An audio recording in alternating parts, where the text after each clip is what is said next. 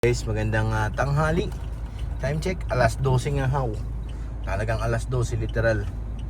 So dito kami ngayon, kasama ko si Edward. Si Edward na wala. Saan napunta? Nasa likod pala. Mimili siya ng fruits. Si Edward Ching.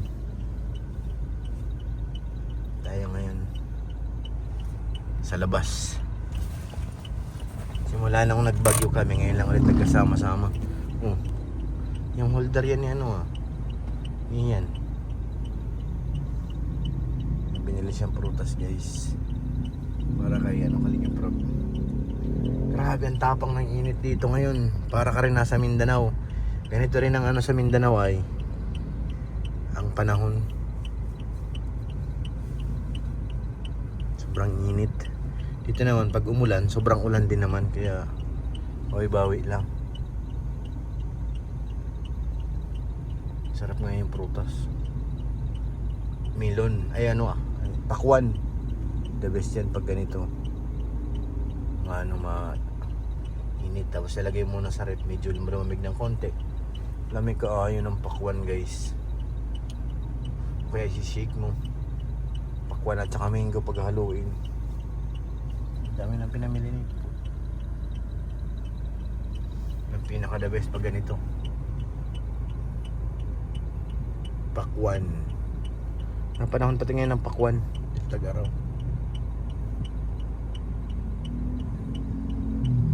Grabe. Wala kaming lakad ngayon sa tahanan.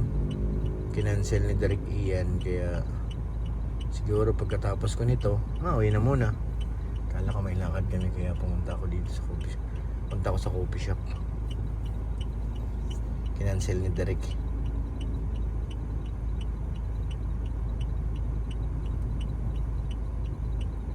So, punta rin tayo kay Kalingap Rob sa taas, sa kanyang opisina.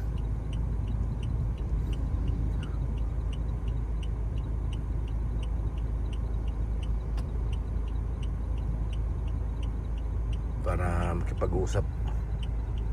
Ikibalita tayo tungkol sa kung anong araw ang alis papuntang Manila. Alam mo, siyempre mas maganda yung alam mo kasi nakapaghandaan. So, kasi pag bigla-bigla na lang parang ay hirap. Grabe guys, ang init. Clear na clear ang kalangitan. May ulap mang kaperanggot. Ayun doon, maulap yun doon kasi bundok na yun, kabundukan. Normal yan. Pero pag ganito dito sa amin, kapatagan, waya, sobrang init. Nasa na si Pogi? Bibilangan pa sila, guys, bibilangan pa. Kwintahan pa, mukhang matapos na rin naman yan. So yan. Okay na boy, okay na boy? Ay, init. Init kayo, guys, sobra init. Wala lamig, sobra init lagi. Sobra init na, sobra init. Sobra init. Para maluluto na ang sinaing. Wala apoy, sobra init lang. Grabe kayo na, 6 pa lang, parang Yung init. Grabe, nangangagat na. Saan ka natulog, sa taas? Sa coffee shop. Kaya nga sa taas? Init nga dun. Kailangan dun pag gabi bubuksan mo yung pinto para may ka. Kahit Kaso malamok, binubukan yung talaga yung pinto. dun pag kulog. Grabe, parang ako na parang nasa loob ng sasakyan. Kulog dun sa mga bintana. Pero pag gabi, mahamog dun. Mahamog, paggabi. Mahamog Kaya dun pag gabi. Pag araw di ako natambay doon, sa baba ako natambay. Sobrang init dun pag araw. Kahit may electric fan, Di ramdam. walang tal. Kailangan kasi dun naka-aircon pag Ay, aircon. Kaso nga, hindi nga na lahat ako pa ng lamig kahit buksan yun Yung tapat lang, Nung tapat. dun lang nalamig. Pero yung kabuuhan, wala. hindi kaya yun. Dapat dun 2 aircon. Paano kasi yung salamin bantang sa init? Kaya nga sa pool na sa pool Sa pool na sa pool. Eto na, mabili naman siya ng lamo. This way. Ito paborito na gusto ni Kalingap Rob to dito, guys Isang beses lang namin isinama siya dyan. Gustuhan niya Kahit mainit pero naanuhan niya yung pagkain na okay sa kanya dyan. maliwalas pag nasa loob ka, hindi siya ganun kasikip. Kaya nagustuhan ni Kalinga Prab. Pag napabili ng ulam yan, mas gusto niya dyan. Malinis pati pagkagawa. At nakikita mo yung kusina nila. Ang gusto ko dyan, yung kare-kare. Every Saturday lang nagluluto ng kare-kare, yung buntot ng baka. Sarap nun. Yung pinakamasarap para sa akin. Uy, yung kambing kawawa naman guys. May tawid ka na. Saan ka? Ay, still daw. May mga anak pala yun. Andun yung nanay.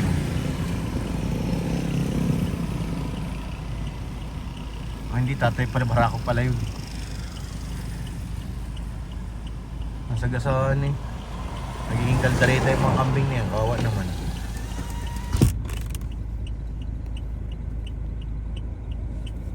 Kambing. Yung kare-kare na buntot ng baka. Yun ang pinakagusto ko. Iba yung lasa ng sa mga nakatikim na ng buntot ng baka. Yung laman niya, iba-ibang lasa. Para sa akin, mas sa lahat ng parte ng baka, nandun yung nagustuhan kong lasa eh. Buntot. Pilay na yung isa, baka nasaging isang kambing. Yatay nanay. Pilay na. Ika-ika na. Parang pilay na. Baka nasagi. Ay, nako po. Kailangan walang mission. Uwi muna. Bukas na lang. Bukas ulit. Mag-ano muna tayo sa bahay. Gagawa ng pangkabuhayan. Habang nagkapahinga. Hirap mag-scout pag ganito tapos nakamotor ka. Naku po. From sa bahay nga hanggang dito, sobrang hindi ko na kaya pa naman, kaso ramdam na ramdam mo na yung init. Lalo pa kung matakbo ka ng mga 1 oras. Kasi ganito katapang ang init. Sus ko po. Mahirap ito. Sobrang ng init.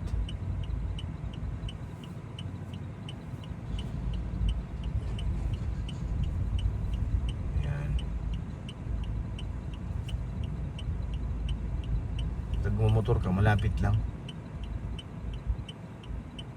Makatamaan tayo ng heat stroke. Ito talagang tinatamaan ng heat stroke eh.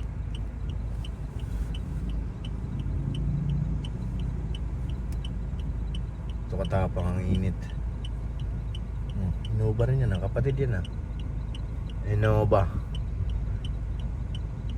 Innovang red. Mabili rin ng pagkain dito guys. Taga ni Edward. Ayan na. Si Edward T. Nabayayos na? Ayos na. Ang masarap ang ulam na nabili mo Masarap. Lamig kayo. Ito rin kalender yan na nagustuhan ni Kuya. Oo nga, sinama ko yan dyan isang beses. Nagustuhan niya Malinis kasi dito. Oo, nakikita mo yung kusina. Tsaka kita mo yung mga pagkain nila na hindi siya ganun karami pag niluluto. Sakto lang. Oo, kasi pag maramihan pag niluluto, maraming pangat. Kinibukasan. Pangatlong init, pang-4 na init, pang-5 init. Basta pangat. Yes, may igi yun na konti ka, gano'n naman talaga, kunti-kunti lang. Tsaka nakita ko talaga malinis. Pag nasa loob ka, maliwalas, di ba? Kahit yung kusina nila, Oo. Hindi siya parang magaganahan ka kumain eh. Tapos yung lasa ng pagkain, hindi rin siya nakakasura. Okay kayo. Okay, kayo.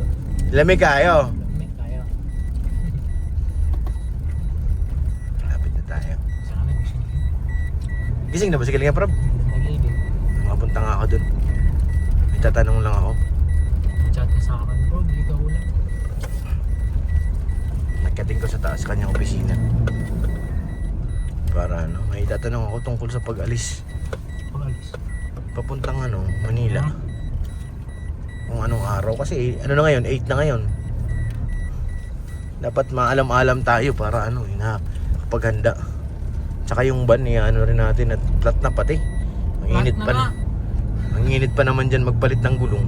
Dapang-dapa yung gulong. Paano yan? Running flat? Di yung pwedeng running flat, lalo masisira yan. Magkapalit ka dyan ng gulong. May ano naman yan, may reserba. Ha? May reserba sa likod. Kaso, ang hirap mag-jack nyan. Kailangan jack na mababa. Mahirap talaga tingnan mo. Ang init. Init nga. Pag sinabi niyang gawin ngayon, makauwi muna ako. Sobrang init eh. Hirap kumilos eh. Sobrang init eh.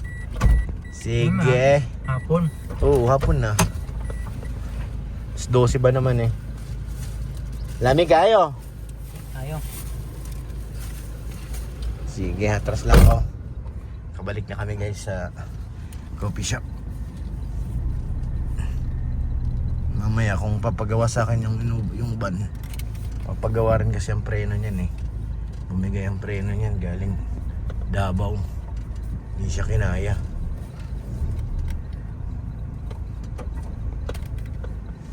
Yan, atras mo na. Yan na si Edward, pumasok na naman eh.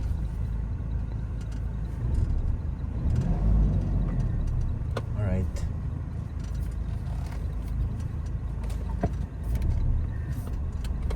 Alright, ito na tayo guys.